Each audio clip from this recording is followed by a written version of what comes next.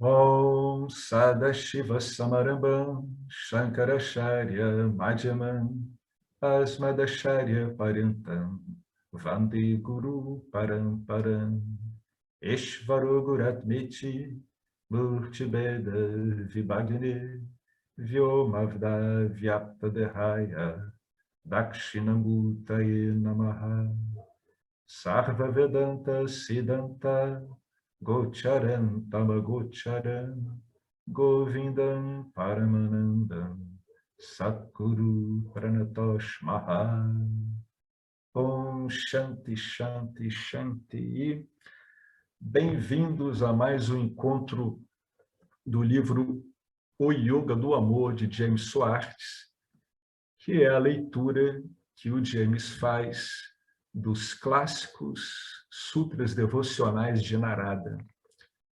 Então, é uma visão que vai apontar realmente que, subliminarmente a esses sutras, o que está realmente ali ocorrendo é uma visão não dual. Então, no último encontro, a gente terminou de ver aqui os estágios, os supostos estágios. Por que supostos? Porque isso tudo é muito didático. O estudante ele deve olhar isso tudo e ver, na verdade, aonde ele se encaixa. Ele consegue saber aonde ele está. Então, naturalmente, se ele se percebe aí, já em outro estágio, ou se ainda tem coisa que ainda não desenvolveu, então ele tem esse mapa para orientar ele. Algumas pessoas elas chegam no Vedanta e assim elas têm um background de devoção muito fraca, que é o meu caso, Então vale a pena ir olhando com muito cuidado tudo e acionando esses estágios no que eles teriam de importante, Então, às vezes você assim realmente estabelece uma relação dual, não formal com Deus, mas aí você sabe o que você está fazendo. Você não está fazendo uma coisa falsa, você está fazendo algo aparentemente real, sabendo que está fazendo algo aparentemente real. Então, não tem problema nenhum. Isso aí é esse monte de recursos, uma infinidade de recursos que o Vedanta coloca à disposição para que o estudante ele vá se entendendo. O estudante se entender no Vedanta é fundamental, porque a única coisa que ele tem, na verdade, disponível, é todo o panorama dado pelo corpo sutil dele. É só isso que ele tem, ele não tem mais nada. Então, é muito interessante ele ver o que está acontecendo com esse corpo sutil, como ele processa as coisas, o que ele entende por devoção, o que ele entende por conhecimento. Isso aí vai dando um mapa para o estudante e ele avalia esse mapa o seguinte: o que no meu mapa pessoal não está de acordo com o ensinamento? Então, com muita paciência, com muita dedicação, sem se pressionar muito, porque senão a coisa não vai funcionar bem, ele vai elencando, com a ajuda do professor, ele vai elencando uma coisa aqui, outra ali, e vai trabalhando elas. É por isso que o Marcelo chamou a atenção para uma coisa bem interessante no encontro passado, que, no fundo, o que a gente está fazendo aqui é como se fosse um tecido constituído de vários fios, Alguns fios eles estão vindo de diferentes etapas da devoção formal. Às vezes, esse tecido precisa de um pouco de uma devoção informal também. A única coisa que esse tecido que a gente está fazendo aqui não comporta é devoção aos objetos do samsara, a não ser que você esteja usando a construção de um objeto no samsara para favorecer, por exemplo, uma devoção dual não formal sua ou os primeiros passos numa devoção formal. Mas, devido ao conhecimento a que a gente é exposto, a gente passa a usar essas categorias com entendimento, porque a gente sabe que eles estão se referindo a símbolos. Agora que a gente está entendendo como nós somos simbólicos, aquilo que Jung dizia, o homem e seus símbolos. Impossível imaginar um ser humano, qualquer um que seja, sem você olhar para ele e ver ali um receptáculo de símbolos, um programão de símbolos onde ele saca uma infinidade de símbolos o tempo todo, né? Então, agora que a gente passou pela descrição mais minuciosa dos 5 estágios, né? E agora que a gente fez essa observação, agora vamos ver o que o James tem a dizer. Ele começa falando evolução do conhecimento devocional. A evolução é o que interessa a gente falar um pouquinho aqui, porque com relação ao conhecimento devocional, o James já demonstrou mais acima que realmente isso pode ser tratado como uma ciência sutil. E realmente é. Quando você vai aplicando na sua vida prática, você vê que incrivelmente isso funciona, né? É muito impressionante como funciona. Por que ele está falando de evolução, né? É aquilo que a gente está falando, né, gente? No caso da gente, devido àquela observação que o Marcelo fez e o Henrique também depois, a gente está lidando com uma tapeçaria com vários fios, né? Então, na verdade, a gente vai apanhando coisas aqui e ali conforme ocorre a demanda, né? Dado pela inadequação de algumas imagens do nosso corpo sutil. Em última análise, é isso. Se o corpo sutil não está adequado com determinados procedimentos devocionais, você vai lá e você vai comparando e vai substituindo pelo conhecimento, como a gente falou aqui. Mas, supondo que a gente está diante de um estudante ideal, um modelo de estudante, um protótipo de estudante, né? Um protótipo de um devoto, vamos tratar isso como se fosse uma evolução, né? Só para ajudar, continuar a ajudar a gente a montar esse mapa, a montar esse croquis. É uma espécie de croquis, né? É um croquis elaborado, como são todos os mapas dados pelo Vedanta, né? Então, o que o James fala aqui? O conhecimento devocional evolui assim, 2 pontos. Primeiro, acreditamos em Deus em uma forma. Um Deus pessoal, Paroksha Ishvara, com características semelhantes às humanas, sujeitas a aparições intermitentes em resposta ao desejo de um devoto ou para salvar o devoto de uma crise, né? De qualquer modo, vamos ler o parágrafo todo, depois a gente desenvolve um pouco algumas ideias aqui. Em seguida, né, quando o devoto ele antropomorfizou Deus, tá? Ele fez uma antropomorfização. Em seguida, ele vai começar a largar essa antropomorfização. Por quê? Porque ele vai começar a apreciar Deus em muitas formas, né?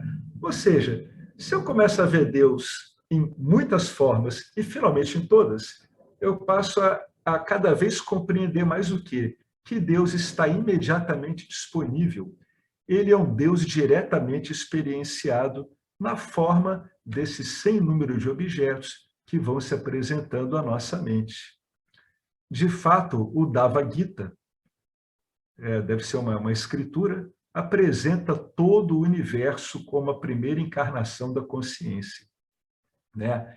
É o que a gente viu um pouquinho lá atrás, em outros textos, seria a projeção primária, né? A projeção primária é o mundo. Em cima dela é que vem as projeções secundárias dos corpos sutis dos jivas. Portanto, tudo que experienciamos, desde o ventre da mamãe até o derradeiro túmulo, a derradeira morada desse corpo, é Deus. Finalmente, nós somos libertos quando percebemos que somos não diferentes de um Deus imperceptível, mas imediatamente conhecido, a Paroksha Ishvara, não diferente de mim. Bom, antes da gente ler esse trechinho desse Upanishad, aqui a gente vê claramente o que acontece. Primeiro, o devoto, devido à limitação inerente dele do corpo sutil, ele é obrigado a primeiro antropomorfizar Deus. Porque, como conceito abstrato, Deus não vai caber na cabeça de um devoto inicialmente não dual e não formal. Não vai caber. né? Então, como é que esse Deus, como é que esse devoto se aproxima de Deus? Ele personifica Deus, né? Então, quando ele personifica Deus, ele torna uma construção antropomórfica, que virou Deus, como algo passível de uma relação, né? Então, nesse momento, o devoto já está contando com Deus. Ele está sempre contando com Deus para tirar ele de alguma dificuldade, né? Ou porque realmente ele está aflito com ele mesmo devoto, claro, ou ele está querendo alguma coisa, né? De qualquer modo, ele, com essa relação, ele sente confiança para lidar com Deus, para incluir Deus na experiência dele, né? Em seguida, ocorre esse pulo aqui.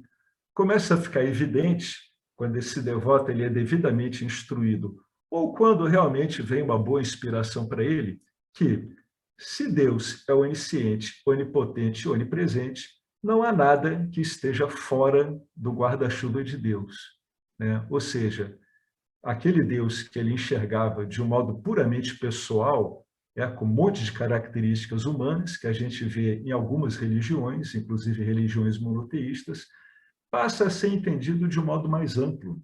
O devoto compreende, finalmente, que, tendo só Deus, por mais desconcertante que pareça, tudo que aparece na frente dele é Deus. É nesse ponto em que o devoto ele pode ficar com uma certa aflição, porque ele não vai conseguir compreender Deus desse jeito, porque Deus vai se apresentar a ele, então, de muitas formas que a mente dele não compreende, especialmente quando Deus vai aparecer numa forma que é uma forma que traz problemas e sofrimento. Por exemplo, guerra, né, inundações, problemas de perigo, acidentes, né? Então, nessa hora é que realmente começa uma despersonalização. O devoto, se ele prossegue assim, ele está começando a abrir a picada para a despersonalização dele, né? Embora ele não saiba o que esteja acontecendo a princípio. Ele apenas está perplexo ao ver que realmente Deus aparece como aquilo tudo. Como ele vai lidar com isso, aí depende do que ele está usando como auxílio. No caso da gente, a gente está usando o Vedanta, que é um sistema muito poderoso e eficaz, né?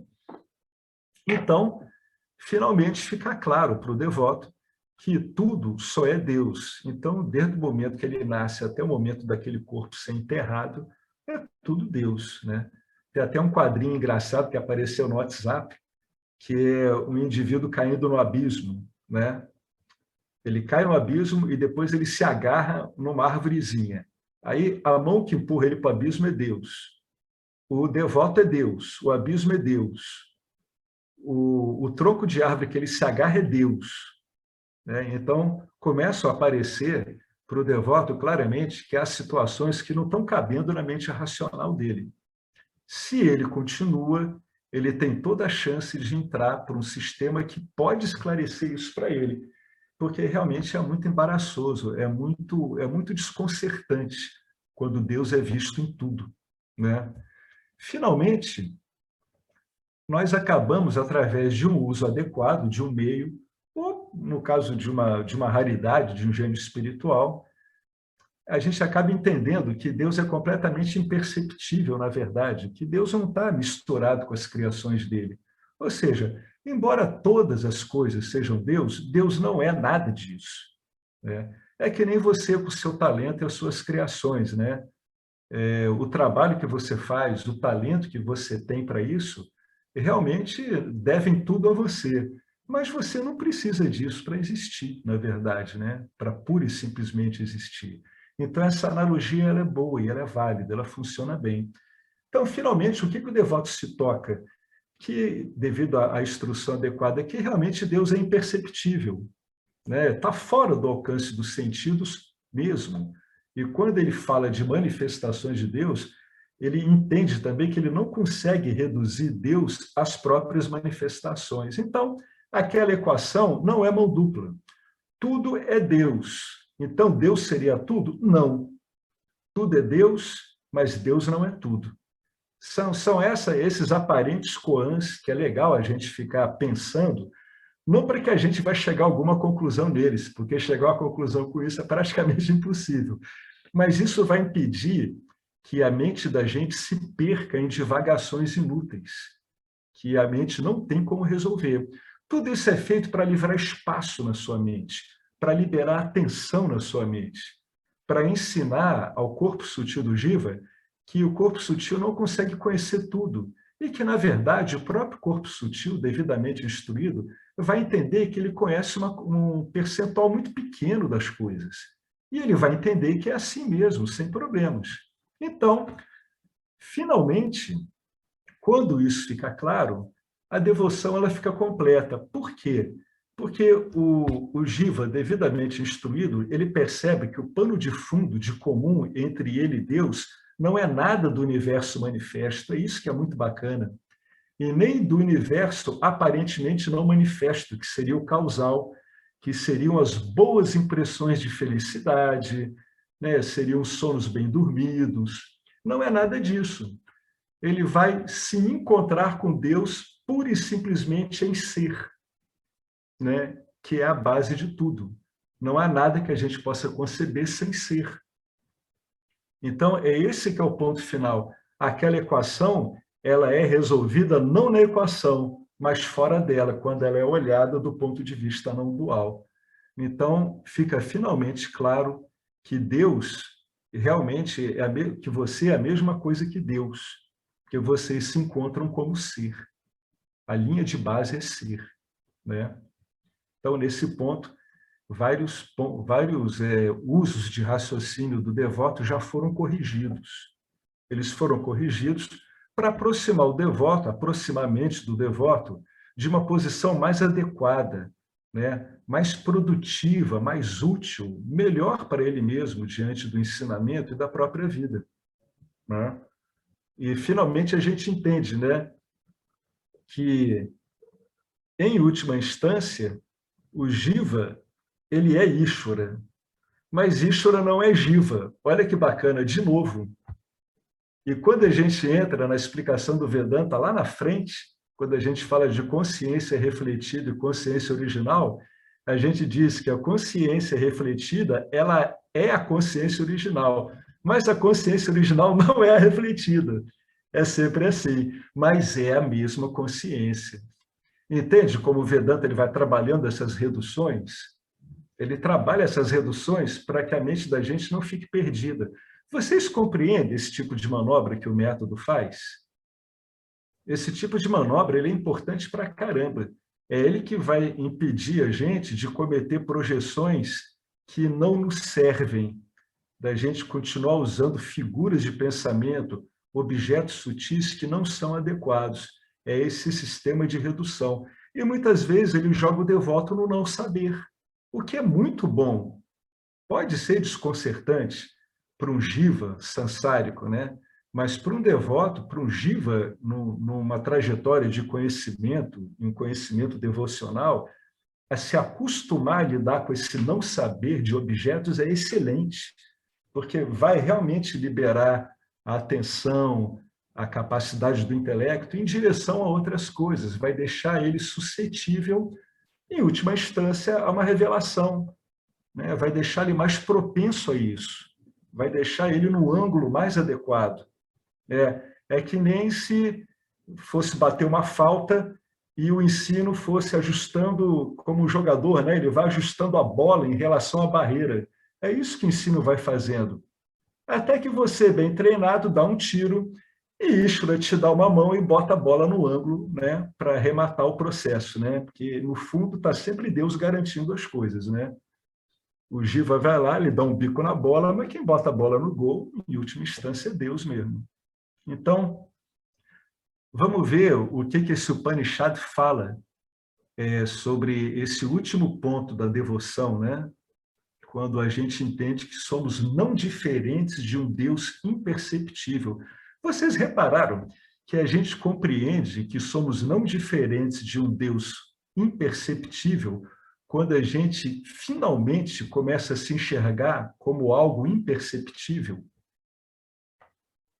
Inicialmente, a gente até se entende assim como um espírito com forma, né?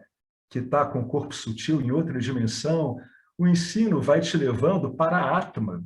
A Atma é imperceptível. Então, quando você se acostuma a ver você mesmo como imperceptível, puxa, para você ver Deus como algo imperceptível, da mesma categoria que você, às vezes basta só um pequeno vislumbre mesmo, né? E a coisa fica sólida. Então, como vocês estão vendo, o Jiva, ele sempre enxerga Deus como ele está enxergando ele, né? É isso que é bacana. Ele está sempre jogando para Deus o modo como ele está se vendo. Sempre. O Jiva sempre trabalha assim. O Jiva só vê ele mesmo, né? Quando ele é um sansari e ele se identifica como sendo um corpo, ele vê um monte de objetos. E daí em diante, até ele finalmente entender que ele, como Atma, é imperceptível também. E aí então, já sabendo de Paramatma, que já é ensinado pela Escritura, e o qual ele já sabe que existe, ele está convicto que existe, finalmente, uma revelação, né, facilitada pelas Escrituras, bota aquela equação final, Atma igual a Paramatma. Né? Então, vamos ver o que fala o Kena Upanishad. Vamos ver. Aquilo que fala não pode expressar, mas pelo qual é possível falar é o Supremo, e não o que o mundo reverencia. Aquilo que a mente não pode conhecer, mas pelo qual a mente é conhecida, é o Supremo, e não o que o mundo reverencia. É tudo imperceptível. Aquilo que o olho não pode ver, mas que prescruta através do olho, é o Supremo, e não o que o mundo reverencia. Aquilo que o ouvido não pode ouvir, mas que torna a audição possível, é o Supremo, e não o que este mundo reverencia. Aquilo que a respiração não inspira, mas que inspira a respiração, saiba que isto é o Supremo, e não o que o mundo reverencia. Ou seja, esse verso aqui do Kena, ele pega várias funções que a gente tem, né? A função de conhecimento da mente, as funções de fala, as funções sensoriais, e ele está dizendo que por trás de tudo, o que que tem? Tem o Supremo. É como se você fizesse a pergunta para você assim, mas afinal de contas, quem vê? Né? Quem vê? Quem vê é o olho? Não. Quem vê é o cérebro? Não. Quem vê é o Jiva? Pô, claro que não. Né? Isso tudo são caminhos, são avenidas, são ruas por onde está passando essa luz do Senhor. Essa que é a verdade. Né? São caminhos no mundo material por onde essa luz do conhecimento, da percepção conhecida, está tudo passando.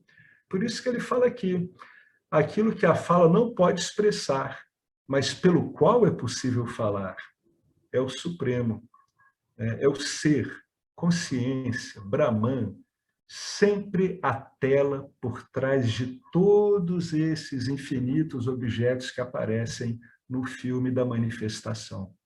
É muito bonito esse verso aqui, muito bonito mesmo. Esse último trechinho aqui é lindo. Aquilo que a respiração não inspira, né? A respiração não vai inspirar o Supremo, embora ela seja o Supremo, mas que inspira a respiração, né? Aquilo que torna a respiração possível. Saiba que isto é o Supremo e não o que o mundo reverencia. Esse Upanishad está fazendo um apelo a que as pessoas se voltem para esse Supremo imperceptível e abandonem esse hábito e esse vício, né, dado pelo condicionamento, pelo uso exacerbado dos sentidos, de ficar lidando com o mundo como se o mundo se resumisse a esse monte de objetos que os sansaris acham que existem por si mesmos. Né? E aí ele continua aqui. Vamos ver um outro Upanishad, né? O Brihadaranyaka. Brihadaranyaka. Né? Aquilo que nunca é visto, mas que testemunha tudo. Aquilo que nunca é ouvido, mas é a essência daquele que ouve.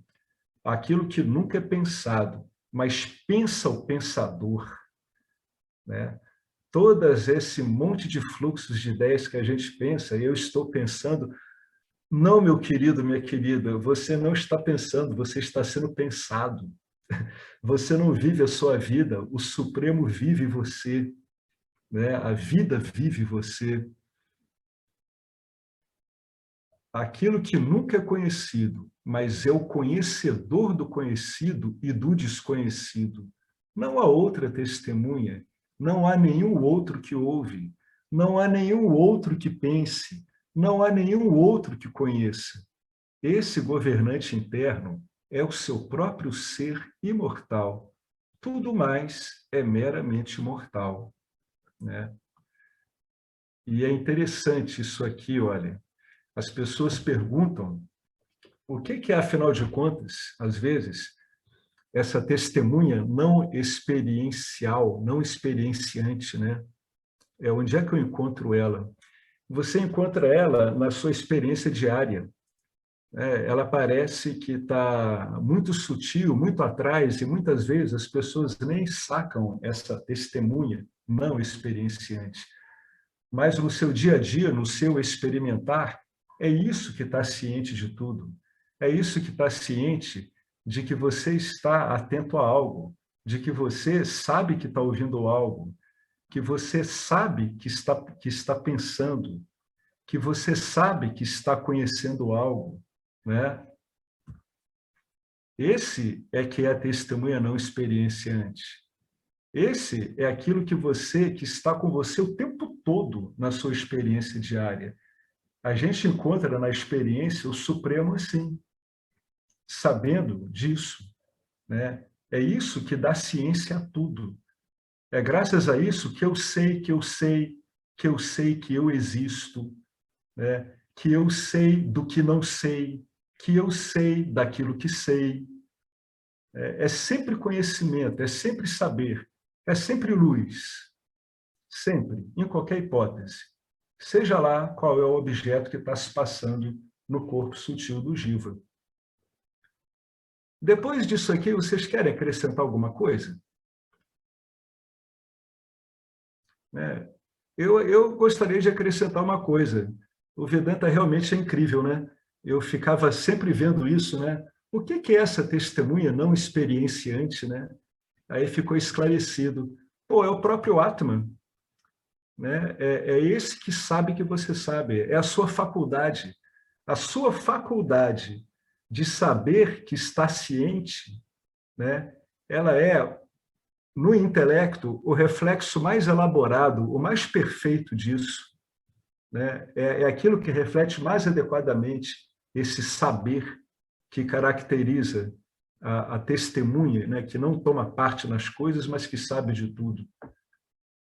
Então, sempre que você tiver um pouco de dúvida quanto a isso, você está ouvindo um pássaro, tudo, e você vê assim, puxa, eu gosto do canto desse pássaro. Aí, eu sei que eu gosto. Aí vem um outro pássaro, você diz, poxa, o canto já desse é desagradável. Aí, eu sei que isso para mim é desagradável. Esse saber inicial é que é a testemunha não experienciadora. Qual é a vantagem dessa testemunha experienciadora em termos práticos? Não há experiência capaz de dizer que ela não está presente, pelo contrário, é ela que está afirmando todas as experiências pelas quais o Jiva vai passando. Então, você pode encontrá-la o tempo todo, em qualquer hipótese, nos momentos mais bonitos, nos mais desagradáveis, nos mais embaraçosos, nos mais limpos, nos mais porcalhões. Você vai encontrar ela em todos os momentos. É aquela coisa, né? Então, Deus está sempre olhando? Tá, mas claro, não do modo como as religiões dizem, porque do modo como as religiões dizem, Deus está olhando e te condenando, né? Não, ele está, você, Deus, está testemunhando, né? Não está te condenando por nada, não é assim, né? Então, Deus realmente está testemunhando o tempo todo, é você mesmo, tá? É a própria testemunha não experienciadora, mas não está aí para te prejudicar, né? Tudo que Deus quer é que a gente não seja, poxa, isso me vem com frequência, é que a gente não seja escravo das nossas próprias criações. porque Deus sabe que isso é uma coisa horrorosa, né? Então, na perspectiva dele, com a perspectiva muito além da milenar, ele está apenas prestes a pensar em instalar o dedo dele quando muitas milhares de vidas nossas já passaram, né? Então, da perspectiva dele, isso é bastante óbvio. Da nossa, às vezes, pode ficar uma coisa bastante embaraçosa com o tempo. Então, tem sempre que dar esse desconto, né? As perspectivas de tempo são muito diferentes, né? Deus viu o que você apagou. Não tem aquela figurinha, Exatamente. não é? Aquela brincadeira que faz na No internet. WhatsApp, e diz assim, Deus viu o que você apagou, né? Lógico que viu. viu, e ainda vem a observação assim, ó, Deus viu que você apagou e foi bom você ter apagado mesmo. Só Deus atura a bobagem que você escreveu. Então, ainda bem que você apagou. Aliás, ele que fez você apagar essa bobagem.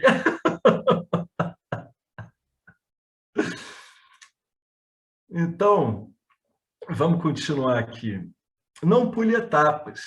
Não pule etapas, né? Não deixe. O que é não pule etapas? Em termos muito práticos, não deixe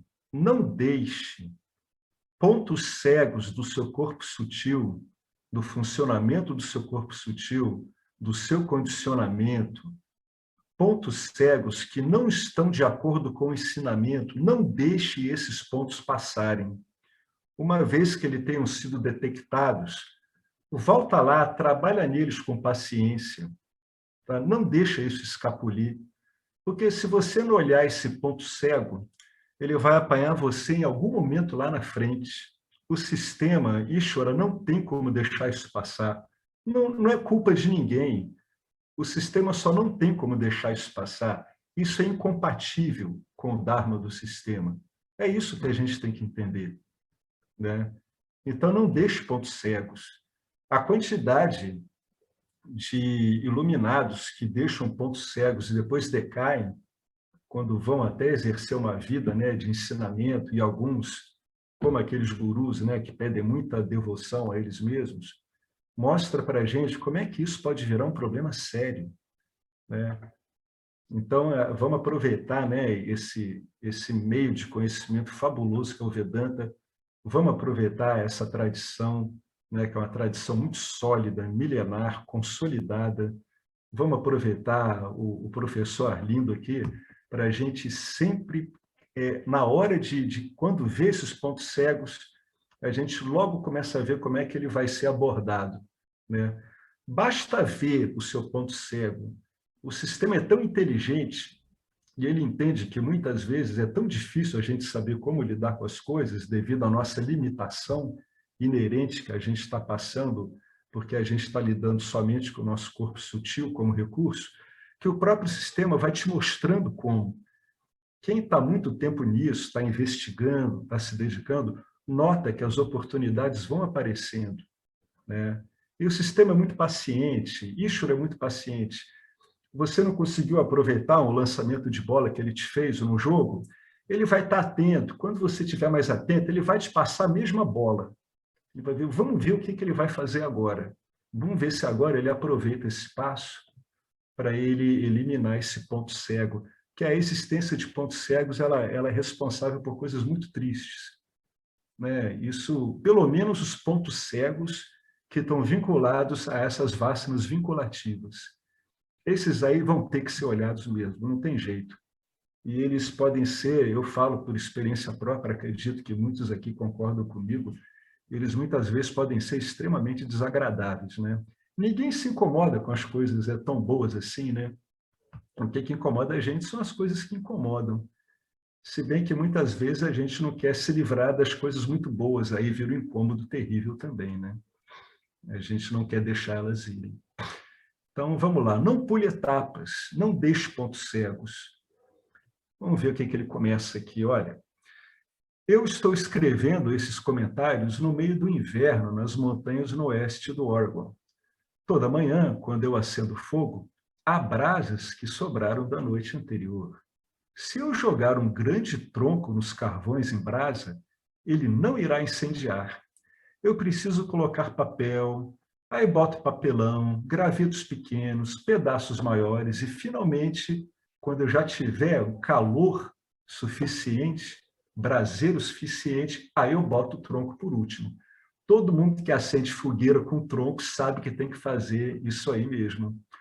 O fogo precisa funcionar através dos vários pontos de aquecimento, até que ele esteja quente o suficiente para inflamar o tronco. Da mesma forma, qualquer um que queira atingir moksha terá necessariamente que passar pelos 4 níveis devocionais para alcançar o quinto, que é a liberdade e o amor não dual. Esses 4 níveis aí estão naquela figura ali, um roteiro, né? O The Great Map, o roteiro. Eu não sei como é que ficou traduzido aquilo, mas a gente sabe, a gente falou muito daquela figura no encontro passado, né? Então, você precisa, de uma certa forma, ter esses 4 níveis devocionais claros. Se sobrar buracos neles, por exemplo, tem um nível assim devocional que as pessoas muitas vezes passam. Eu passei também, que é o ligado ao Upasana, né? Do que consta o Upasana, basicamente, né? Num resumo assim, muito simples, o Upasana é a capacidade de você manter foco. É isso que é o Upasana, né? Primeiro você estabelece o seu objeto e começa. Primeiro você foca. Só que apenas focar não adianta, a mente flutua. Então agora você vai ter que aprender a manter o foco, né? E qual é a vantagem disso tudo? A vantagem disso tudo é que você começa a conseguir manter na sua mente todo o sistema de conhecimento do Vedanta. Começam a aparecer ideias do texto, começa a aparecer o próprio Shastra, a própria recomendação do professor, as conclusões que você chega que estão de acordo com o ensinamento. Tudo isso, em termos vedânticos, vai te dando um fluxo contínuo de pensamentos coerentes entre si. Isso que é meditação vedântica. A meditação vedântica é uma meditação de conhecimento. Então, a Upasana usada no Vedanta, ela é para isso, para que você foque o ensino e você mantenha o foco no ensino. Se o foco no ensino for bem sucedido, vai acontecer com você, por exemplo, num momento devocional, o que acontece quando você está vendo um filme que você gosta demais, né? Você entra em samadhi. As pessoas dizem, não, samadhi é só quando tem devoção pelo divino? Não. Samadhi é quando, de algum modo, você e o objeto se absorvem numa coisa só. Por exemplo, se eu estou vendo um filme, eu sei que aquele filme é um filme, aquilo é uma simulação, mas eu entro tanto naquele filme que eu me emociono, entende? Então, essa experiência ela não é tão longe da gente quanto a gente pensa. Só que ela está focada para algo que não nos interessa, que é para objetos do campo sansárico. O que a gente vai fazer é pegar essa característica inerente ao ser humano, né, e vamos aplicá-la ao conhecimento. Então, se todo esse processo devocional aliado ao conhecimento ele der certo, quando você começar a aprofundar o seu foco, você vai começar a notar isso, você vai começar a notar uma tremenda absorção, como você nota nas atividades em que você gosta tanto. Eu me lembro que o meu irmão ele tinha um poder de concentração muito alto. O meu irmão ele começava a ler jornal e nada distraía ele, mas absolutamente nada. Não adiantava tocar campainha, chamar ele não largava, ele estava absorvido. Eu, quando comecei a montar pequeninos aviões de montar, eu ficava absorvido, né? Depois, quando estudei análise matemática, filosofia, eu também ficava muito absorvido, né? Em geral, a absorção te dá um encantamento. Esse encantamento não é da absorção em si, é porque na absorção os obstáculos que o seu condicionamento poderiam colocar em relação a você como fonte de amor são completamente eliminados. Então, você é tomado de encanto na absorção, né? Quando você vê uma bela cena, você está absorvido, vem o encantamento, né? Então, quando o foco né, juntamente com a concentração, ele é muito bem sucedido, ele causa essa absorção. Às vezes vocês estão lendo esses ensinamentos, vocês ficam absortos. Outras vezes não, a pessoa fica dispersa. Aí ela diz, caramba, não estou conseguindo me aprofundar nisso. Aí é o que o professor Arlindo lhe dá a dica. Se a sua mente tiver muito tamásica e rajásica, você vai ter dificuldade de lidar com o Vedanta, porque o Vedanta ele é muito meticuloso, né? Então, ele acaba te levando para uma absorção. Então, se a mente está muito tamásica e ou rajásica, essa absorção ela fica dificultada. É por isso que tem recursos para você balancear rajas e tamas, de modo que você libere sattva suficiente para poder começar a entrar em contato com o conhecimento e absorvê-lo adequadamente. Esse é um outro motivo pelo qual, quando as pessoas estão no satsang ouvindo o ensinamento, muitos instrutores, inclusive instrutores de apontamento direto, como Ramana Maharishi, Sri Atmananda Meno, Nisargadatta Maharaj, eles não deixavam a pessoa entrar no Nirvikalpa Samadhi, aqueles que tinham facilidade, porque eles queriam que a pessoa fosse absorvida naquele clima que estava presente ali. A Ramana falava pouco, mas Atmananda Menon e Nisargadatta falavam bastante. E Ramana dizia que o silêncio era fundamental. Então, ele pedia para o indivíduo não ficar naquele estado e ficar atento àquele clima de silêncio, aquele clima de paz mental, muito embora todo aquele mundo manifesto estivesse aparecendo diante dos olhos da audiência, de quem estivesse lá ouvindo ele. Então, por isso que ele colocou aqui, se você não concluir o trajeto, você vai estar sujeito ao sofrimento, porque você vai estar num ponto devocional, onde a devoção continua aparecendo como dual, e você quer que aquilo ali pare. Você quer que aquilo ali pare, porque a devoção dual, ela dá o efeito dela, enquanto a prática dual, ou estado dual devocional dura. Como é um estado, não é baseado em compreensão, ele passa, e aí vem o sofrimento. Né? Por isso que tem tantas ideias de devotos que ficam angustiados com esse ir e vir de Deus. Um deles era Papaji, que ficava alucinado com aquelas saídas de Krishna, os reaparecimentos de Krishna. Isso angustiava Papaji demais e acabou conseguindo resolver isso diante de Ramana. Então, por isso que ele fala que se você não concluir o trajeto, você vai estar sujeito ao sofrimento. Então, a gente vai se aprofundando, né? Sem pressa, mas de modo contínuo.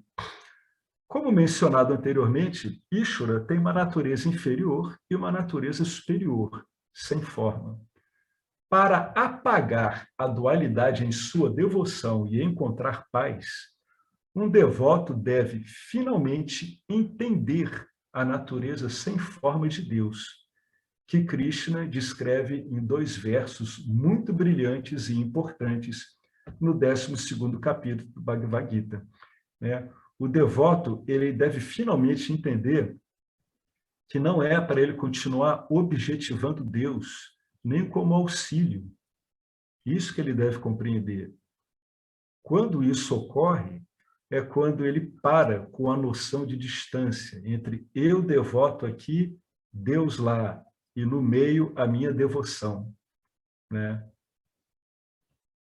Vamos ver o que fala aqui os versos 3 e 4 do Bhagavad Gita, capítulo 12.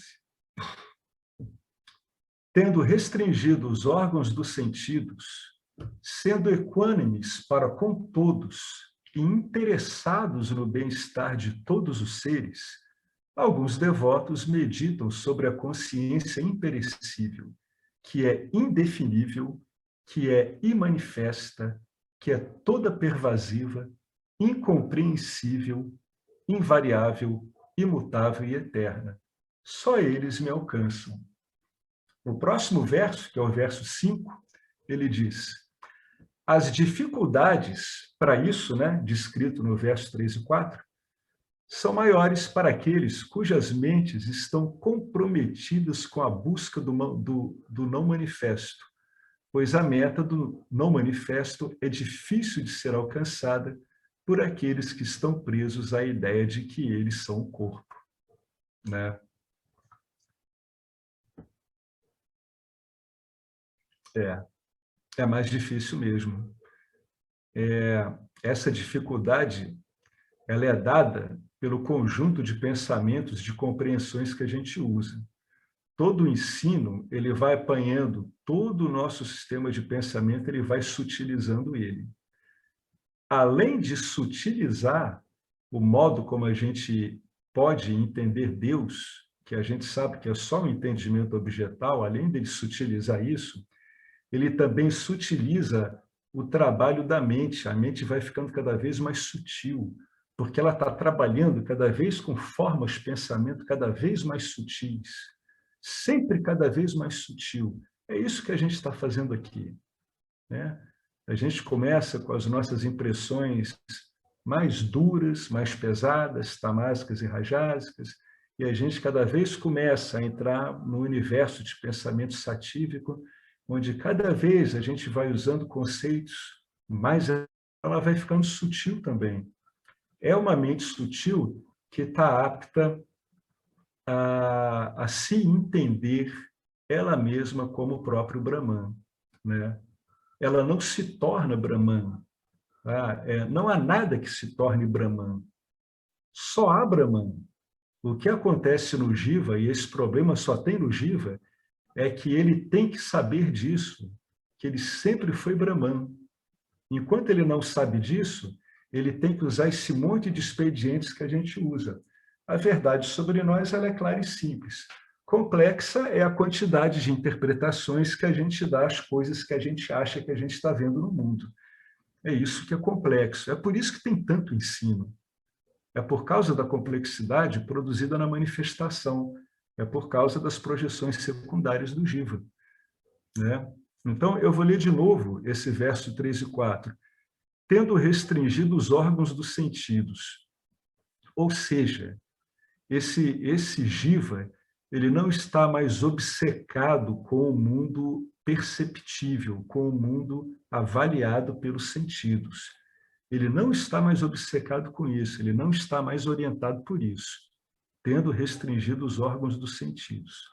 Sendo equânimes para com todos, desapego, vairagya, olha aqui aparecendo, e interessados no bem-estar de todos os seres, interessados no bem-estar de todos os seres, quer dizer que a sua mente está predominantemente satívica. Uma mente satívica, ela só está interessada no bem, né? Se você tem dúvida disso, é só você ver o funcionamento da sua mente. Quando você está tomado por forças tamásicas e rajásicas, é quando você consegue pensar mal dos outros. E você reparou como isso às vezes muda subitamente?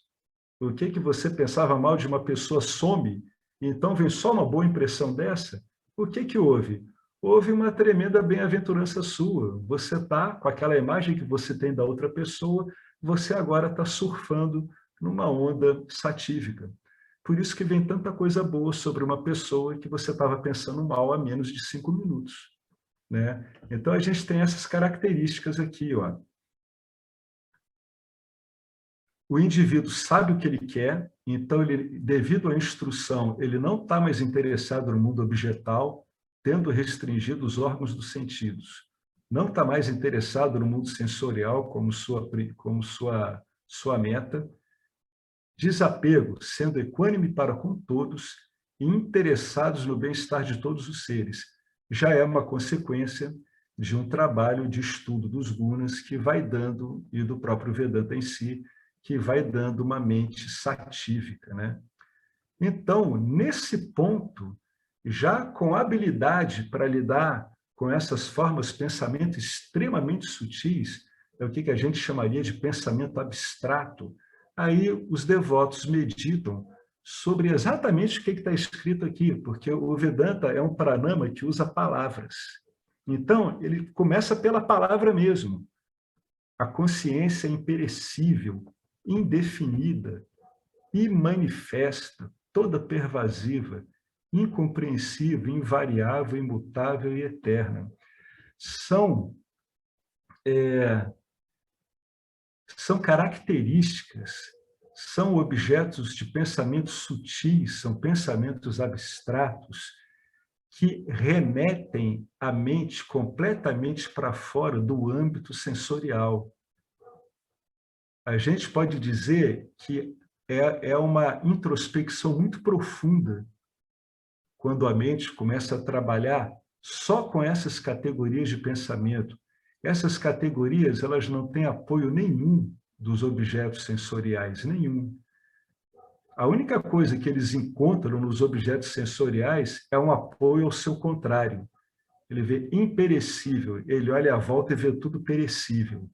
Então, na estrutura já sutilizada dele, ele vê, não é isso. Indefinível, ele olha em volta, vê tanta coisa definida pelo olhar, por exemplo, e ele diz para ele mesmo, não é isso. Parece aquele net do Buda. Imanifesta, ele vê tanta coisa manifesta, ele diz, não, não é isso. Ele vai usando como contraponto, mas ele está sendo jogado cada vez mais no universo muito, muito abstrato. Né? São categorias de pensamento muito delicadas, muito sutis.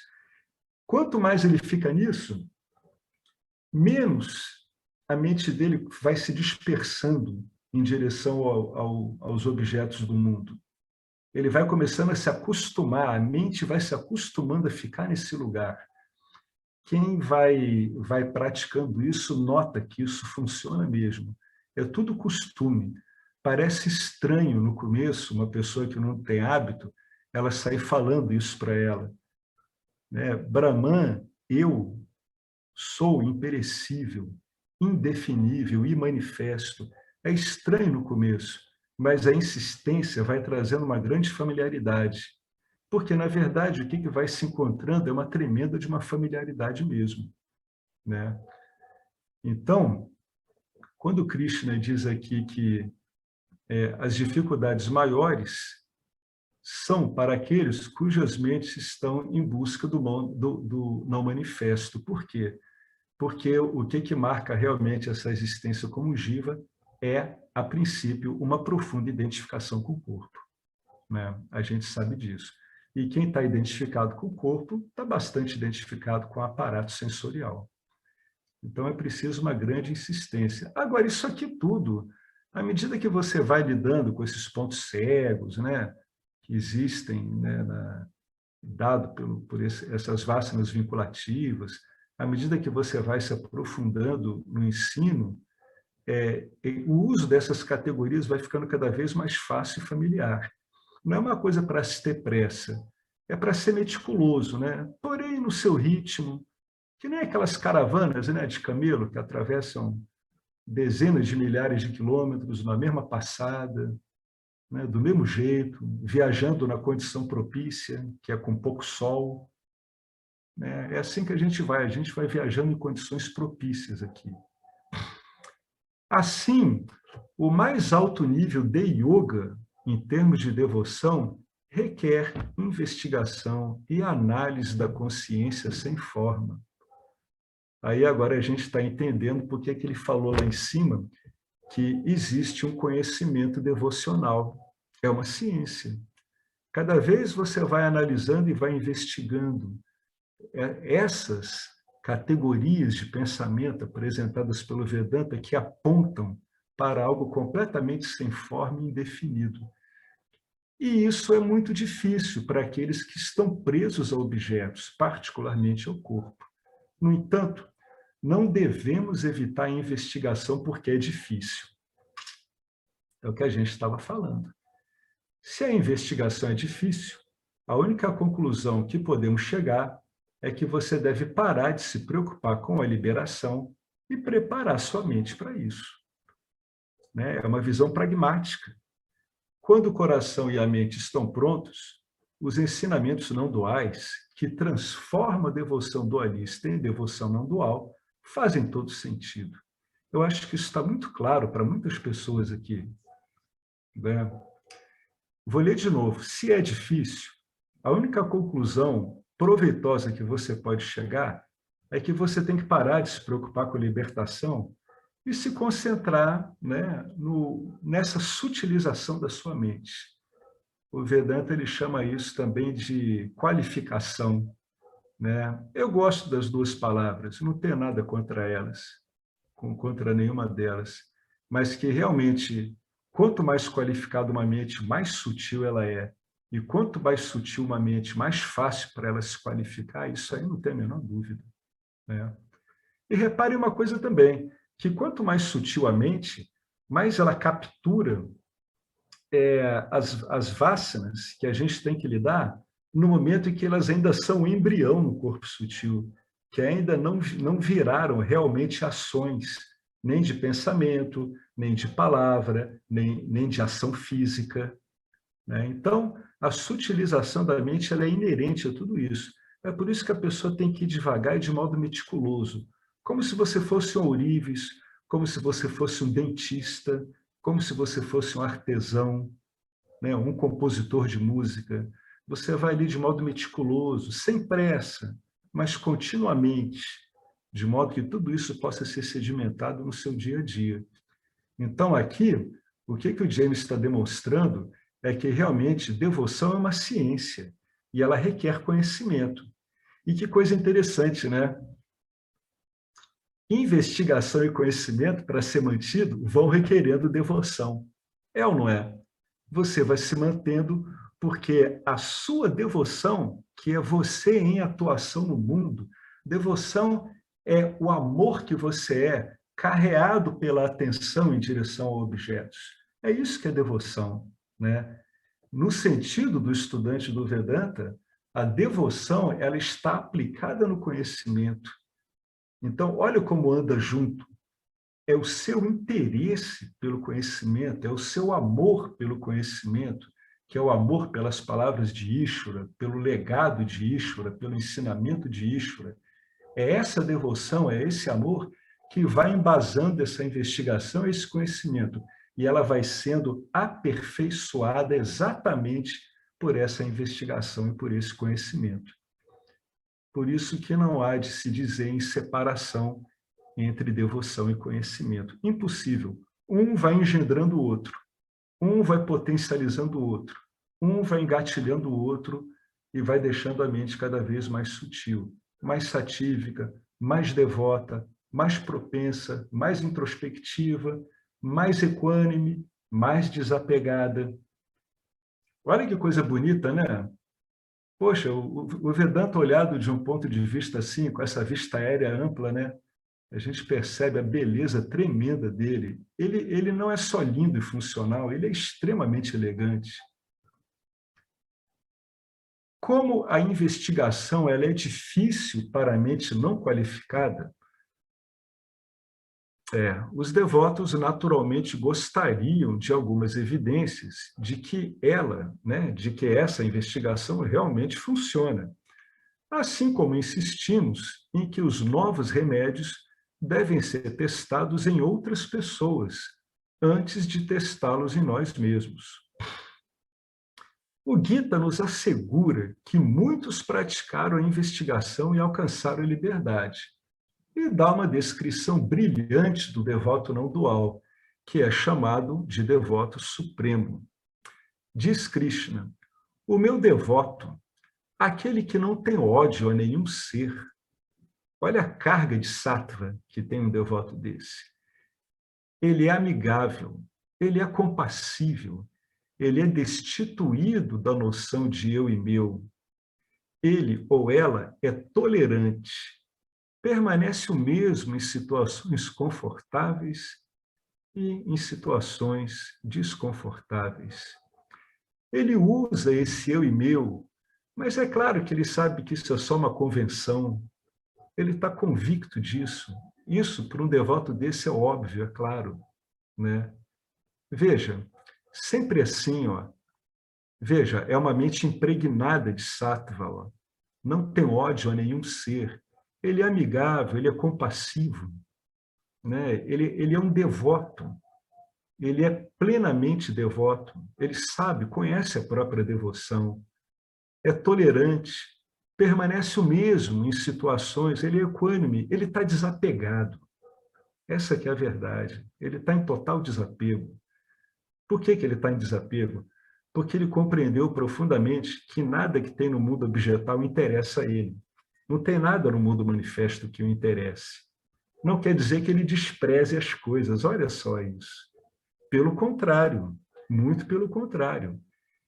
Ele é equânime, ele é amigável, ele não está desconsiderando nada. Vocês compreendem isso?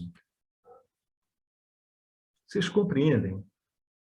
Ele não rejeita nada, ele só sabe o que ele quer, ele só sabe o que ele é, mas ele não rejeita nada. A relação dele com tudo isso aqui é muito boa. A relação com a caixa do banco é bom, com a briga do casal é boa, mesmo que esteja numa briga, né? A relação dele com o camelô, com o banqueiro, com o chefe, com o filho respondão, ela, em última instância, ela é boa.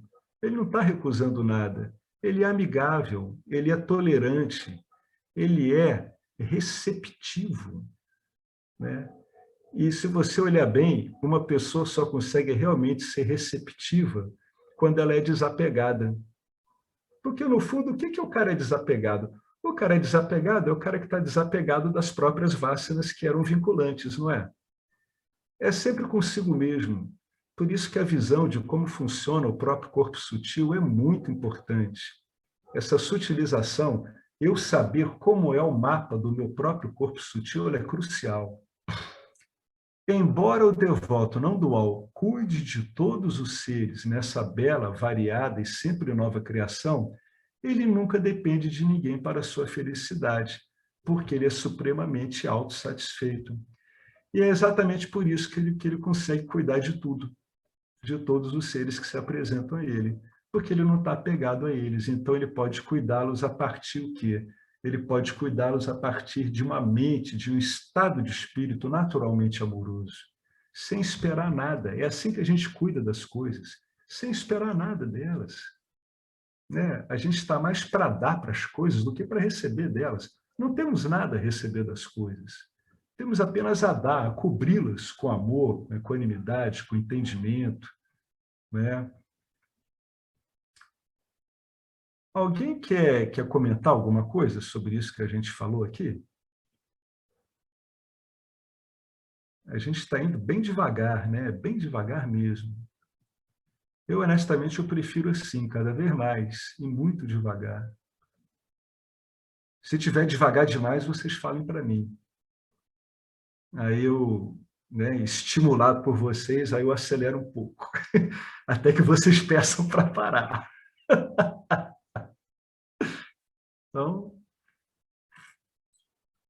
Então, vamos lá, vamos continuar isso aqui. Ele vai abrir um comentário muito interessante aqui sobre sannyasi, e a gente vai entrar nesse comentário aqui, porque, nossa, ele é gigantesco, mas vale a pena. Tá, de repente a gente até fica nisso. Vamos devagar. Agora a gente está no verso 11 do Sutra. Vamos lá. O que escreveu Narada? Os devotos com devoção unidirecionada, né? O devoto não dual, a devoção dele é unidirecionada, apenas ao ser, apenas a Brahman. Por quê? Porque, na verdade, ele não está vendo mais nada além de Brahman. É só por isso, gente. Não é nada que ele tenha que se esforçar. Se você olha para uma paisagem, para outra pessoa, e você vê só Brahman, isso é o testemunho de que a sua devoção é unidirecionada. E jamais se esqueçam, aonde estiver a sua devoção, né, aonde estiver a sua atenção, desculpem, está a sua devoção. Sempre, você é sempre um devoto. Vocês reconheceram que vocês são o tempo todo devotos? Em qualquer situação, mesmo que estejam vendo a coisa mais boba ou desagradável que possa existir, é sempre devoção, sempre. Aquele que só está olhando o Brahman, que só vê Brahman em qualquer coisa, é como se a tela tivesse vindo para frente em relação às figurinhas, aos enredos que aparecem na tela. Sobretudo, ele tá encantado por aquela tela, porque ele vê que aquela tela é ele mesmo. Esse é o devoto unidirecionado, né? Esse devoto, com devoção unidirecionada, desempenha apenas deveres mundanos e religiosos que estão em harmonia com o Dharma. ou seja, naturalmente, espontaneamente, a devoção unidirecionada dele, aquela que só vê Brahman, automaticamente, sem esforço, ela gera um rastro de Dharma, gera um rastro de ações, sentimentos e pensamentos dhármicos. Ah, mas muitas vezes eu me pego me atropelando e vendo coisas não tão dhármicas. Não se incomoda com isso. Só o fato de você estar vendo que essas coisas são adármicas já é dhármico. Isso quer dizer que você já está entendendo que o adharma se resolve aonde? Em dharma, né? Dayananda dizia isso. Dizia, não achem que o adharma ele trafega longe do dharma, não. O fundo, o pano de fundo do adharma é o dharma, e o adharma se resolve no dharma. Tá? Então, espontaneamente, você vai cada vez mais em harmonia com o dharma. Até o fato de você reparar que está fazendo coisas adármicas já é o pano de fundo dármico em você que está forte, que está apontando, opa, olha essa escorregada aí. Mas como todo bom ensinamento diz assim, não perca tempo nela, volta para o dharma. Né? Fez bobagem? Pede desculpa para quem der, se não der, ou seja, se você for pedir desculpa por um ato adármico e essa desculpa gerar um ambiente mais adármico ainda, pelo amor de Deus, você não vai fazer isso, né? Às vezes é melhor deixar as coisas passarem, viu, gente? Sério mesmo, é o que a gente chama de mentiras brancas, pequenas mentiras, né? É válido, porque vai contribuir para o Dharma. Isso pode parecer um pouco embaraçoso, mas contribui mesmo. Imagina, você vê uma senhora, né? É super apegada ao neto, um neto encantador, e aí você sabe, antes dessa senhora, que esse neto faleceu. Aí você vai chegar para essa senhora e vai dizer, minha senhora, lamento muito lhe dizer, mas o seu neto acaba de falecer. Claro que você não vai fazer isso, pelo amor de Deus. Você vai criar provavelmente, talvez um segundo óbito, sem necessidade nenhuma.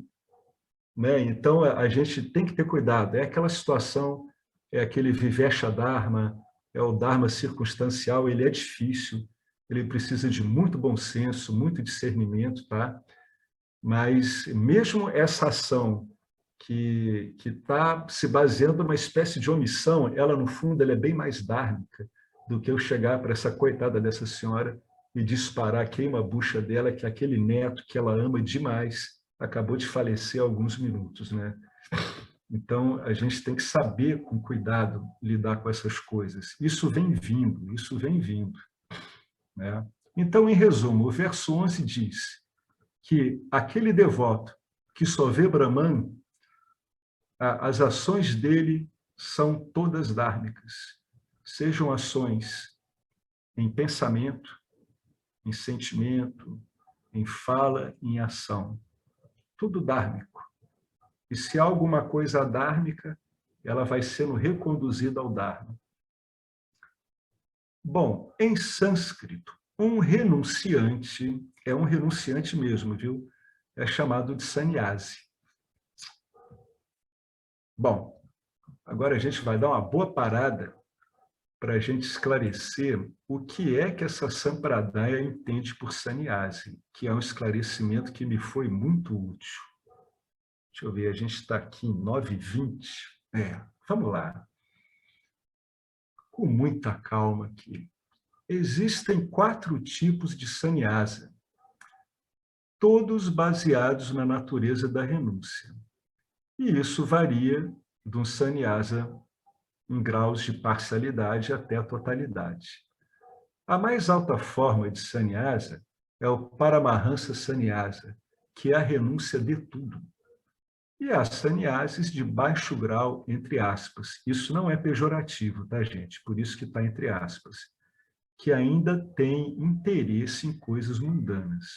Ou seja, o fato de ter um sannyasa que ele ainda tem interesse em coisas mundanas não tira dele o mérito dele ser um sannyasa, embora ainda com foco dividido, né, de atenção.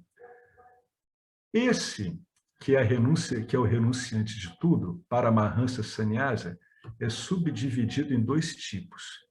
Vividisha Sannyasa e Vidvat Sannyasa. Vividisha Sannyasa é o estudo das escrituras. Vividisha significa desejar saber. Ele sugere aqui ver o final do tópico serviço altruísta. Vividisha Sannyasa é um passo em direção a Vidvat Sannyasa, no qual o sannyasi não está mais interessado em nada, não está interessado nem em conhecimento. Esse sannyasa, o Vidvat, ele alcançou o conhecimento e não se apega a mais nada, nem mesmo a ideia de que eu sou um Gnani. Olha que fantástico, nem isso. Isso para ele, gente, é destituído de significado. Dizer eu sou um Gnani não tem relevância, porque um sannyasa desse, ele está num ponto de equanimidade máxima. Ele só vê Brahman, então ele vê todos como Brahman. Então não faz sentido ele se ver como um Gnani. Ele só vê Brahman. Ele nem mesmo tem orgulho do conhecimento. Olha que maravilha. Assim, o objetivo de Vividisha Sannyasa é o estudo das escrituras. E o objetivo de Vidvat Sannyasa é a renúncia total. De acordo com os Vedas, Vividisha Sannyasa é o meio ideal e Vidvat Sannyasa é o fim ideal, considerando toda a vida. E por que esse é o caso? Por que é assim? Por que eles estabelecem assim? Se alguém quiser um modelo empírico para si mesmo, um sannyasi serve como tal modelo, porque o sannyasi ele é livre de todas as ações e deveres. O modelo ideal do sannyasi é aquele que sequer providencia alimento para si mesmo. Ele está sempre na pendência, está sempre pendendo da vontade do campo, de entregar a ele o que ele precisa. Né?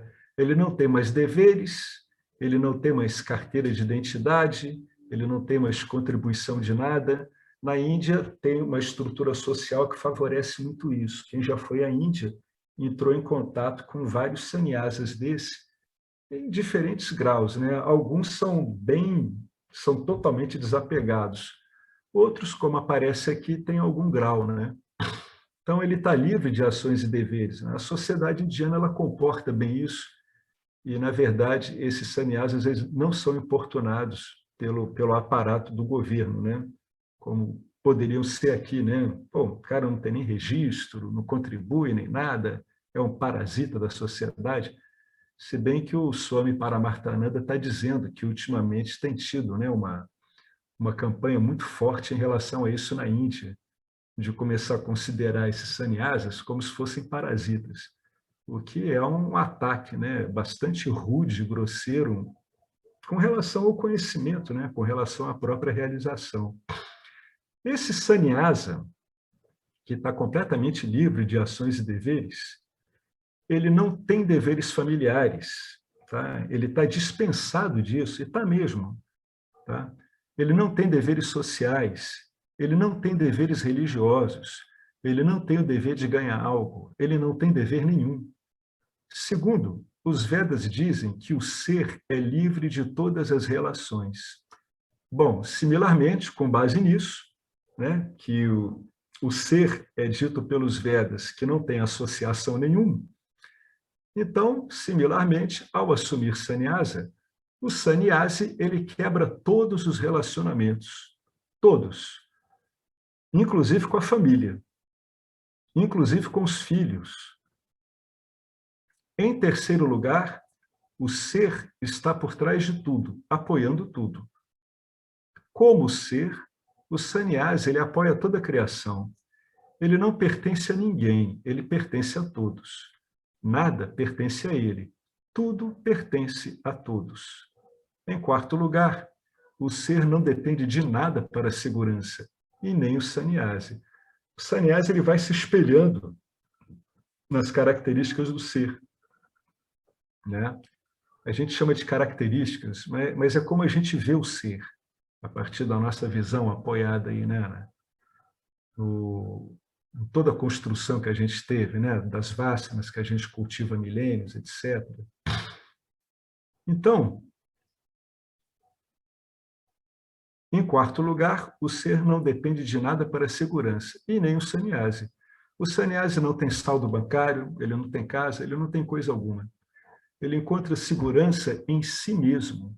A beleza é que ele dá segurança aos outros. E a ironia é que a outra pessoa a quem ele dá segurança pode ser uma pessoa muito rica, enquanto o próprio sannyasi é pobre. Vividisha sannyasa é o meio ideal. Sannyasa também é o fim ideal. Só na renúncia é que se consegue a maestria. Essa frase aqui a gente deveria guardar, né? Só na renúncia é que se consegue a maestria. Por quê? Porque quando você renuncia a tudo, você agora não está mais sujeito ao que você acha de nada para que as ações corretas aconteçam através de você. Né? Essas ações dármicas no campo, favorecendo o campo, é o que se chama de maestria. Maestria de si mesmo. A maestria de si mesmo através da ação. Um sannyasi desiste de tudo o que inevitavelmente será arrebatado. Um sannyasi, ele desiste de tudo aquilo que inevitavelmente será arrebatado no tempo ou na morte. O único que não pode ser retirado é o ser. A abordagem do Vedantino é a seguinte: quando algo é tirado de nós, a sensação de perda é intensificada. Quando é abandonado ou dado por nós, o prazer é intensificado. Havia uma senhora que, enquanto visitava o templo, perdeu o seu colar de ouro. Ela achou que alguém o havia roubado.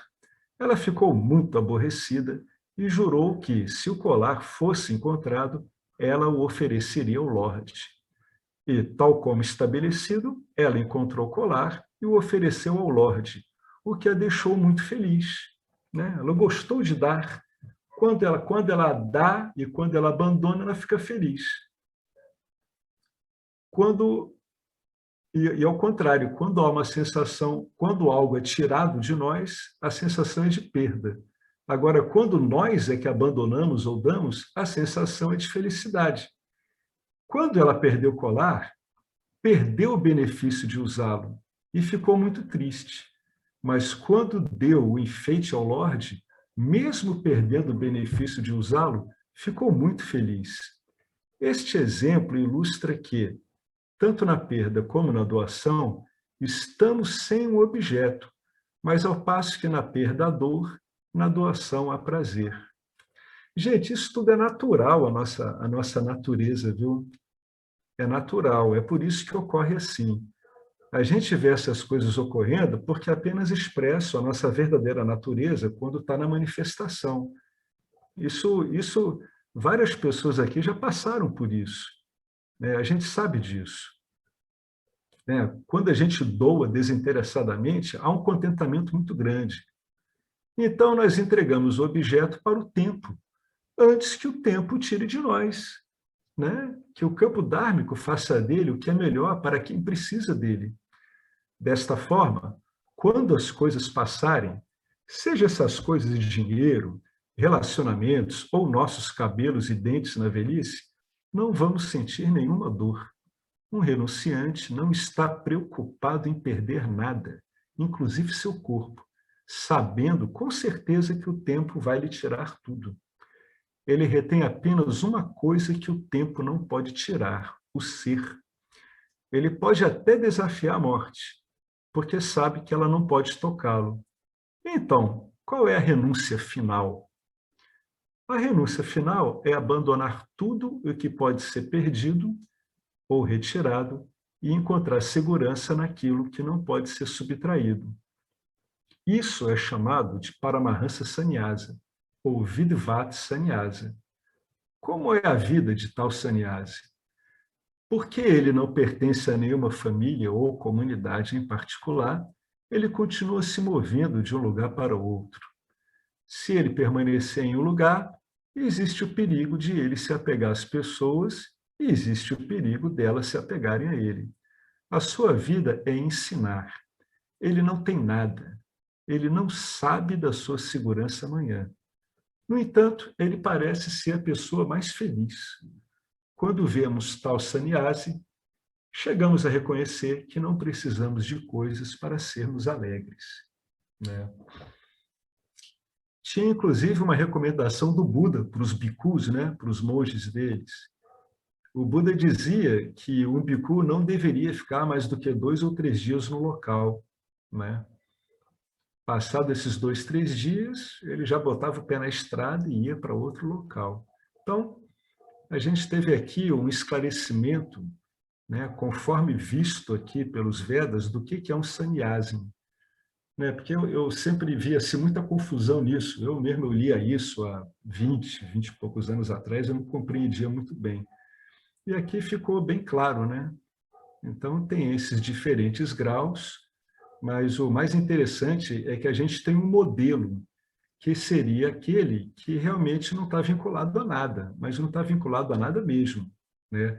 Agora, o fato da gente aqui, no caso do Vedanta, estar usando uma escritura, né, o conhecimento escritural como trampolim para isso, não tira de nós também o fato de sermos sannyasis, né? Não tira isso. Em termos práticos, essa que é a diferença fundamental entre um sannyasi e um sansari, né? É essa a grande diferença.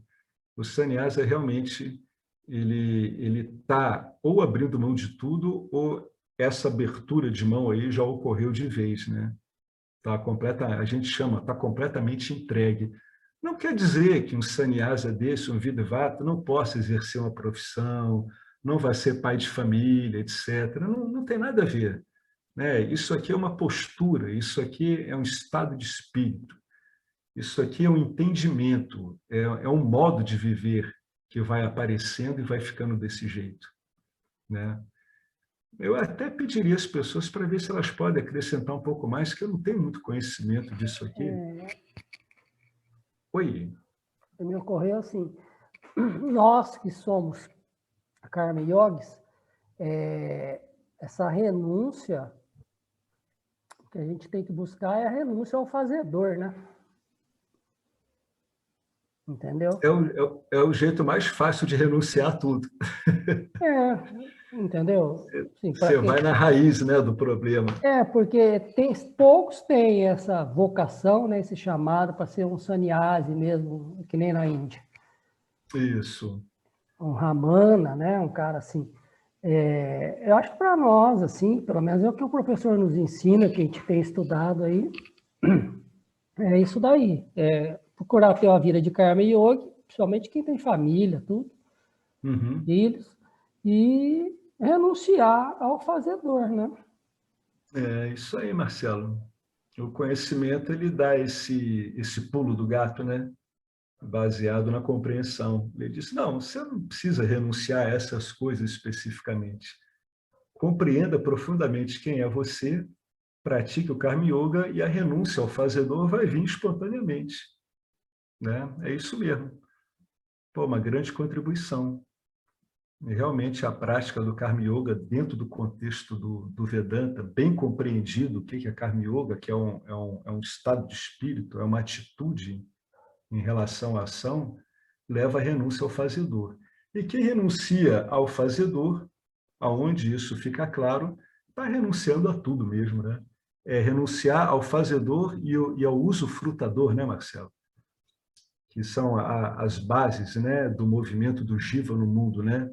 Ele se move no mundo para usufruir do resultado das ações. Então, com o conhecimento adequado e com Karma Yoga, a gente vai renunciando a isso, né? Isso aí vai desaparecendo, a importância disso e, em última instância, o significado disso, a relevância disso vai desaparecendo.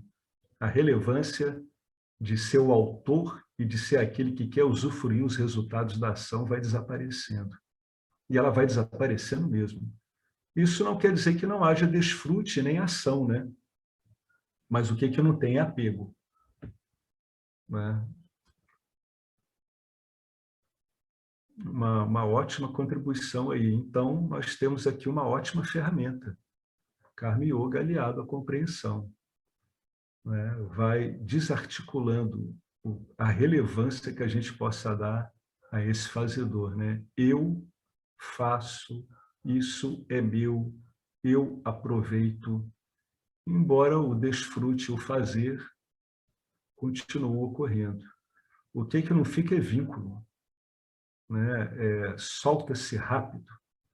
É que nem criança. Criança não tem vínculo com as atitudes dela, né? Ela age, brinca aqui, dali a pouco ela largou aquela brincadeira, está brincando com outra. Ela, inclusive, às vezes briga com o amiguinho, dali a alguns minutos já está brincando de novo. Então, o que tem? Ela não carrega nada, ela não carrega coisas, né? Ela simplesmente entra ali como uma peça na ação, curte tudo, largou aquilo ali tudo. Não guarda registro. Esse modo de agir da criança, ele ilustra muito bem aspectos da nossa natureza, né? Quando está na manifestação, quando ela aparece com clareza, ela tem esses efeitos.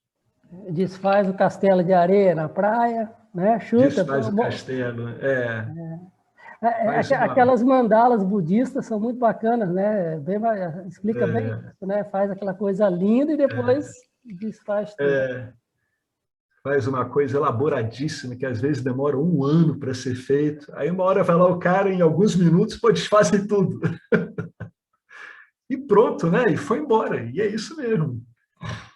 É isso mesmo. Esses exercícios todos é para isso mesmo. Para ir reacostumando a gente, né? Para ir reacostumando a gente com a nossa própria natureza, que é assim, é não apegada. Todas essas práticas, elas vistas através de uma compreensão adequada, todas elas têm o seu brilho, têm a sua relevância, não é à toa que elas são usadas há milhares de anos, elas são muito eficazes, especialmente se a pessoa faz essas práticas sabendo o que está fazendo, né? Aí o efeito é muito importante, é muito bacana. Alguém gostaria de falar mais alguma coisa sobre isso? Dada a contribuição aí do Marcelo?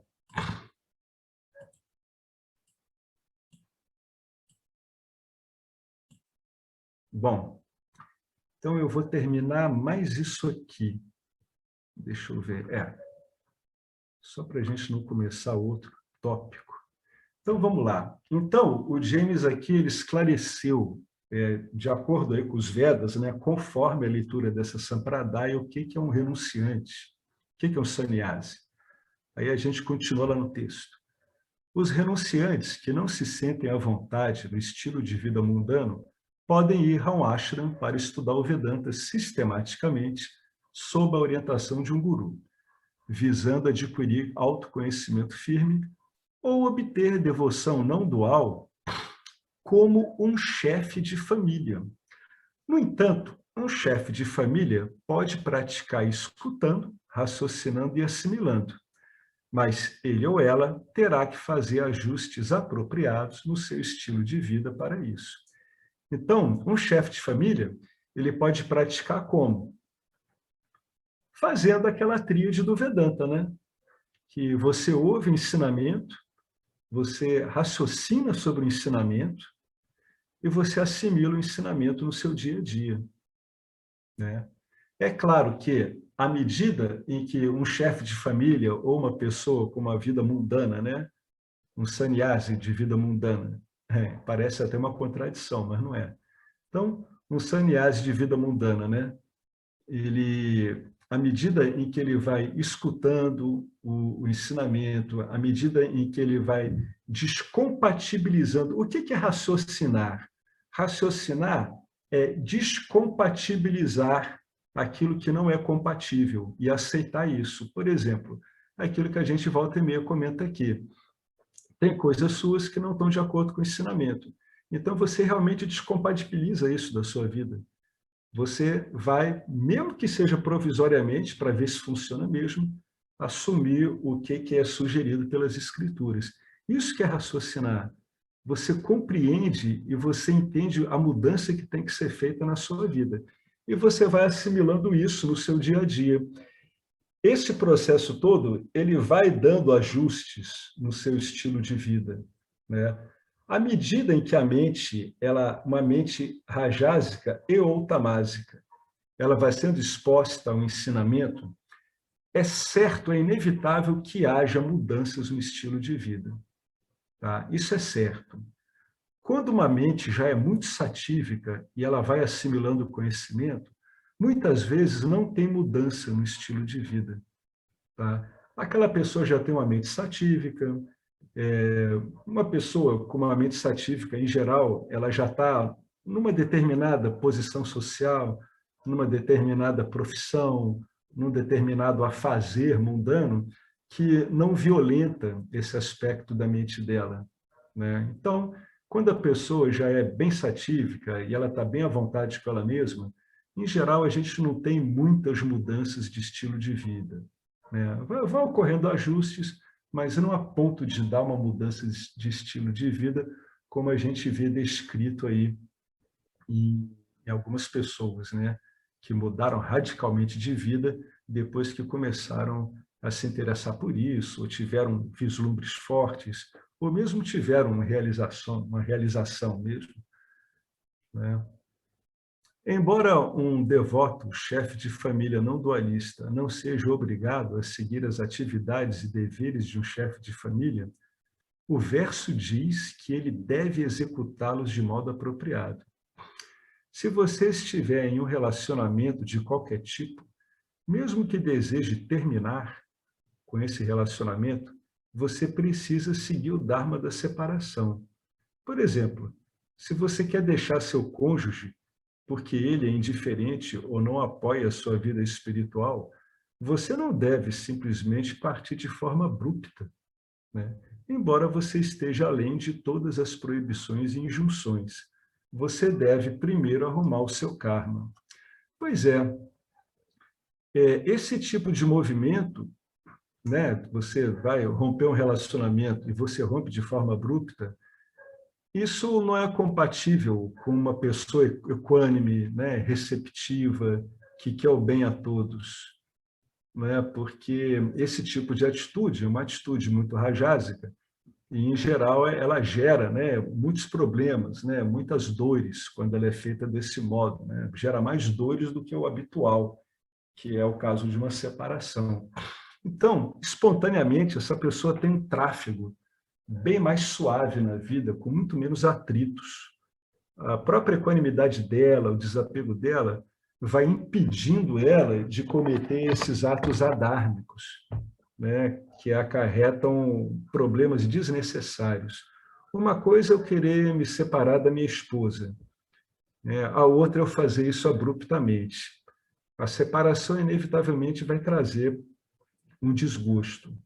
E fazer isso de um modo abrupto, sem sensibilidade, sem humanidade, sem consideração, vai apenas piorar tudo e vai realmente transformar essa separação, que pode ser realmente necessária, vai acabar transformando isso numa atitude adármica, né?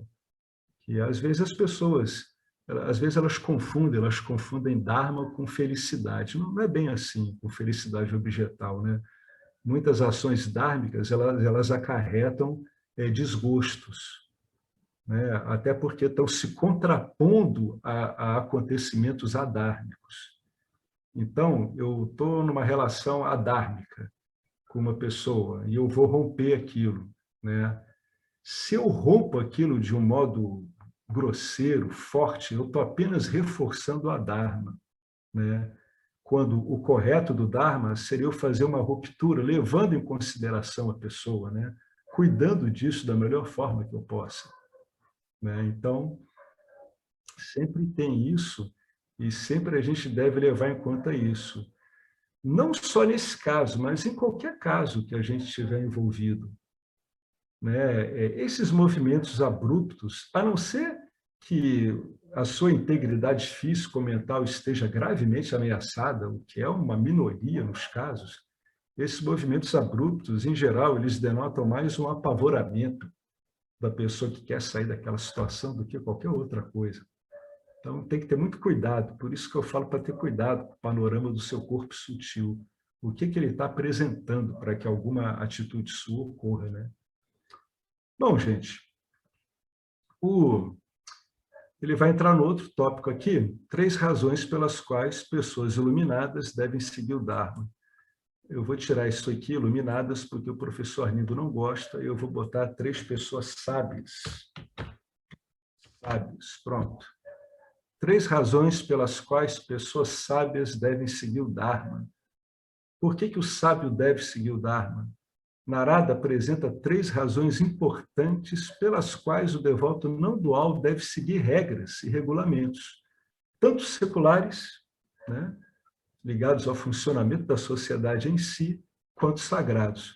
Mas isso aí a gente vai deixar para o encontro que vem, tá? Beleza, gente? Vocês querem acrescentar alguma coisa ao que a gente viu aqui?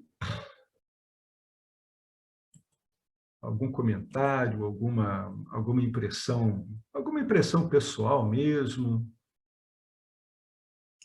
Oi, Algo que vocês estão observando na vida de vocês? Como é que vocês estão vendo esse ensinamento? Como é que ele está ocorrendo em vocês? Oi, Henrique, boa noite, tudo bom? boa noite, Alex. Esse negócio de seguir o Dharma, né, razões para seguir o Dharma, eu acho que quando você vai avançando no entendimento, né, no conhecimento, acho que se torna algo tão natural como respirar, né? Não tem esse negócio de você ter que ter algum motivo para seguir o Dharma, né? Pelo menos, não sei. Quando o conhecimento vai se solidificando, o Adharma é algo que você percebe na hora, que violenta, né, você. Né, quando você vai purificando-se, né, na base, vai sendo esse processo, né, o Adharma que cai mal, né, na hora, né, e eu não sei, eu acho que, digamos assim, né, esse negócio de ter justificativa, talvez no primeiro momento, né, sim, né, mas quando esse conhecimento vai sendo penetrando, né, é natural e o contrário é algo que é difícil, né? Não sei o que vai ser trazido aí na próxima aula, né? Mas É isso aí mesmo, vai ficando natural. Vai ficando natural. Porque o desenho da nossa mente, do corpo, é tudo dármico mesmo. Tudo está dentro do campo dármico. Quando a gente vai assimilando esse conhecimento, se comportar de forma dármica, vai ficando espontâneo, natural mesmo. Isso é uma coisa com a qual, no fundo, a pessoa ela vai vendo como se fosse um efeito, né, do ensinamento. Ela vai colhendo esse fruto do ensinamento, esse trajeto dármico, ele vai se firmando, né? Ele vai ficando cada vez mais firme e os movimentos adármicos eles são detectados com muito mais facilidade, né? É isso mesmo, é isso aí, Henrique. É tudo muito natural, é tudo muito simples. É como se tudo começasse a seguir um curso muito óbvio, né? Um curso que você tem muita familiaridade, parece tudo muito espontâneo, muito simples. Exatamente, é isso mesmo. É isso mesmo. Pelo menos é como fica claro para mim também aqui. Muito bom isso aí do Henrique, é tudo muito, muito claro. Então, o que é fundamental é que a gente se preocupe realmente com o ensinamento, né? O ensinamento ele vai gerando, quando ele é devidamente contemplado, assimilado, ele vai gerando todas as modificações que ele precisa para dar o fruto que ele está pretendendo, que ele está almejando, né? É um sistema muito coeso, muito, muito objetivo, muito bem escalonado, muito bem desenhado para cumprir com o objetivo a que ele se propõe. É realmente genial. Mais alguém quer acrescentar alguma coisa?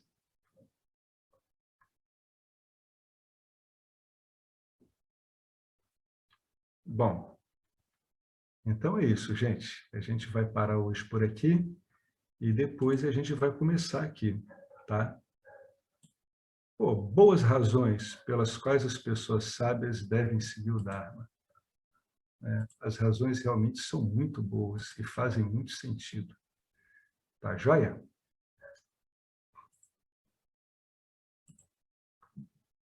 Então, vamos lá. Muito obrigado aí, Fábio Bonafé. Valeu, Fábio, obrigado. Qual Fábio será? É o Fábio É o original ou Fábio. refletido? É o Fábio. É o Fábio. O objeto que está aparecendo aqui é Fábio. Está se manifestando na forma de Fábio. É o Na Fábio. marupa. É o Svarupa. Nama é Não, Fábio. Urupa que nós não sabemos se é. É o Urupa, é mesmo. Tá certo. O Nama é Fábio, agora o Urupa que a gente não sabe. O Urupa a gente não sabe. É o Urupa Fábio. Tá joia, gente. Então vamos lá, Marcelo, vamos encerrar? Om Purnamada Purnamidam Purnamudachyate Purnasya Purnamadaya Purnameva Vasishyate Om Shanti Shanti Shanti. Gratidão suprema Ishvara, gratidão suprema ao Vedanta, que é o próprio ensinamento de Ishvara. Gratidão a essa Sampradaya e toda essa linhagem maravilhosa de professores e alunos. Gratidão ao professor Arlindo Nagar, que tem sempre dado o apoio, as ótimas explicações às nossas dúvidas. E é isso, gente. Gratidão a tudo e a todos. Volta e meia eu falo isso, né? Lembrar a importância de doar, né? Aqueles que sentem que devem doar e tem como, doem, né? E quem também às vezes não pode doar, né? Contribuindo, tem outros tipos de doação, né? Que são auxílios que podem ser prestados ao trabalho, etc. Bom, gente, então fica aí. Gratidão a todos vocês. Gratidão a mim mesmo, gratidão ao cosmos e ao Supremo. Grande abraço para todo mundo, uma boa noite.